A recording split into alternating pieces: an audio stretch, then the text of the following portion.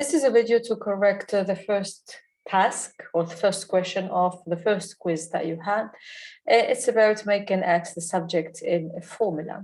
So we started with this formula. They gave you this formula, X over Y plus 2X over Y plus 6 is equal to 3. And you need to put X as a subject. So the first thing that I advise my students to do is to write this side as one fraction. Right? So how to do that? I need to write this fraction, first fraction, and this second fraction, and under the same denominator. So the common denominator here is y times y plus 6. A lot of you did this mistake. They wrote it like that, y plus 6, and they added 6 to the upper part. And they said that it's okay like that. I will write it like that. And I have my expression correct. Well, let me tell you that this is totally wrong. You never write two fractions under the same denominator like that. Right, the correct thing to do is, since I have y here and I have y plus 6 here, to write these under the same denominator, I just need to multiply the first fraction, the upper part and the lower part, by y plus 6. So y plus 6 here, because we know if you multiply the upper part and lower part of a fraction by the same number, nothing will change. And the same thing with here, I just need to multiply this by y and the upper part by y as well. 2xy is equal to 3. So writing it like that, I have this written under the fraction, under the denominator y times y plus 6, and this one as well. So I will be able to write it as same fraction. So it will be x y plus 6 plus 2xy divided by y plus 6 is equal to 3. Now, after that, I would put x as a factor on the top. So I have x times y plus 6 plus 2y divided by y times y plus 6 is equal to 3. Right. So writing it like that, I can simplify the upper part here. So it will be x times y plus 2y is 3y plus 6 divided by y times y plus 6 is equal to 3. Now I just need to multiply both sides by y times y plus 6 to get rid of this part. So x times 3y plus 6 is equal to 3y plus 6. And after that, divide both parts by 3y plus 6. So x is equal to 3y times y plus 6 divided by 3y plus 6. Be very careful. You can't simplify this y plus 6 and y plus 6 because you don't have y plus 6 here. You have 3y plus 6. Right. The further simplification you can do is the following. You just put 3 as a factor here. So 3y plus 6 divided by 3 times y plus 2. And here you can simplify by 3. So it will be y times y plus 6 divided by y plus 2. But here it's totally fine. If you arrive at this stage, it's totally correct. No one will tell you why you didn't carry on here. So arriving here is totally fine. Okay, let's move to the second question. Right, second question, or this one.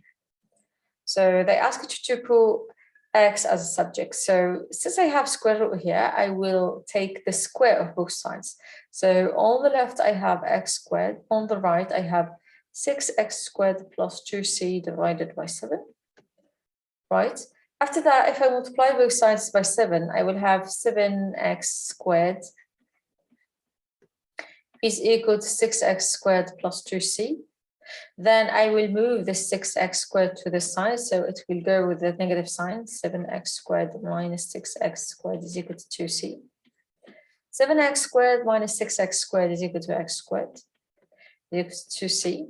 So x squared is equal to 2c. I just take the square of both sides, square root of both sides. So x is equal to square root of 2c. Since I don't know the sign of x, I will put plus or minus. Well, in IGCSE, if you don't put the plus or minus, they will count as correct. So, but I want my students to get used to put in a plus or minus sign for further exercise, for further questions. All right, this is for the first question. Let's move to the second one. And the second one is about geometry, I guess. Yeah, it's about geometry. Well, in this question, a lot of you didn't know how to do it, how to analyze what you have as questions. Well, in questions like that, I advise my students to use the order given to you to get the angles, because the order here, it's X, Z, T, A, Y, C, and B. So there is no need for you to jump and do A first and then do other angles that are not in total order, because in exercises, they will give you a hint with what you start. So let's start and see. If I would like to start with A, what will I, with X, what will I do? So I have 75 degrees plus X is equal to 180. Why is that? Because I have straight line, angles on a straight line.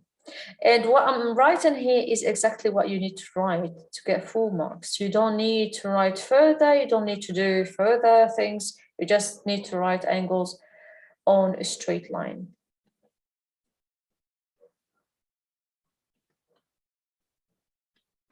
So I wrote the equation, I wrote y. Now it's my turn to solve it. So x is equal to 180 minus 75. Then you need to write the conclusion for your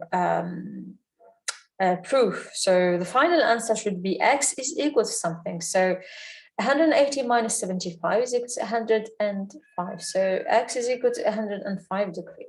So I know that this angle is 105 degrees. Right, so this is for the first one. For the second one, they asked you to get z. All right, so what should I do? Well, I will erase all of that. For z, I have x is equal to z minus 20. Why is that? I have corresponding angles. Corresponding angles. Please don't write parallel lines. Please don't write angles on a line. It's wrong, right? So corresponding angles is what you are looking for. So corresponding angles, if x is equal to z minus 20, and I already know that x is equal to 105 here. So z is equal to z minus 20 is equal to 105 degrees. Then z is equal to 20 plus 105. So finally, z is equal to 125 degrees. So this is the value of z. After that, they ask you to get t, right? So how to get t? So if you focus a little bit, you will see a z here, the form of z. So this angle is equal to this one. So either you say that z minus 20 is equal to t plus 10, and you say that those are alternate angles, or you say that x is equal to t plus 10 because those are opposite angles in a parallelogram, because opposite angles are equal in parallelogram, right? So this is what I will do. I will do that t plus 10 is equal to z minus 20 because they are alternate angles. So this is one of the reasons either you write this one or you write t plus 10 is equal to x. So those are opposite angles in parallelogram, opposite angles in a parallelogram. Right, so one of these is totally fine. So I have t plus 10 is equal to 105, then t is equal to 105 minus 10. So finally, t is equal to 95 degrees. So this is what you need to end your answer with. So 95 degrees. Okay, so this is for t. Now, I would like to get the value for A. Okay, so for A, how can I get the values for A?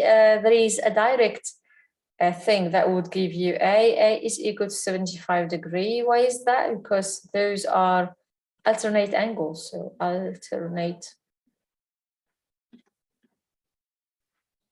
angles. Or you can say that x plus A is equal to 180 because they are interior angles, and after that you get the value of A. So you can directly write it like that and get the value of A, or you say that A plus X is equal to 180 degrees, interior angles. And then you get that A is equal to 180 minus 105. So A is equal to 75 degrees. So it's up to you which one you use, but both of them are correct.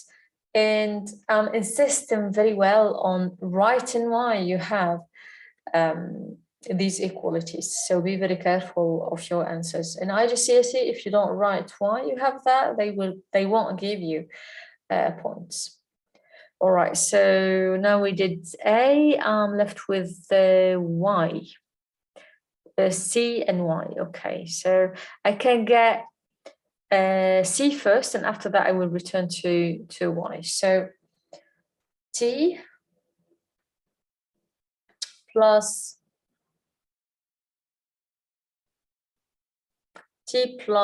10.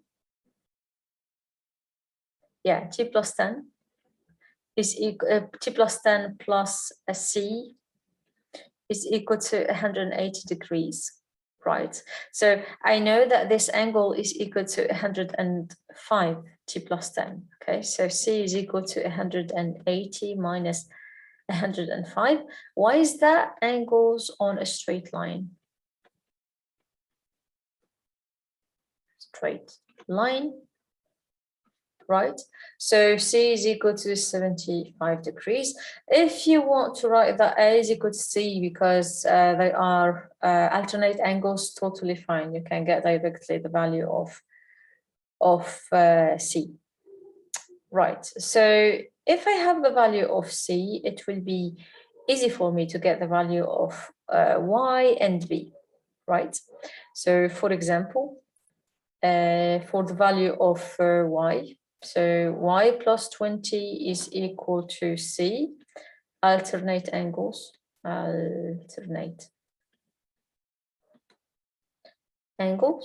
So if those are alternate angles, C is equal to 75, so Y is equal to 75 minus 20, so Y is equal to 55 degrees, right? And Y plus 20, B is equal to Y plus 20 degrees. Why is that? Because opposite angles. So B is equal to 75 degrees, right? You can write the C and B are equal as well because they are corresponding angles. This is another way to prove your answers. All right, so this is what you need to write for the first quiz. I hope this is helpful, and let me know if you need more explanation about anything. Thanks for watching. Bye-bye.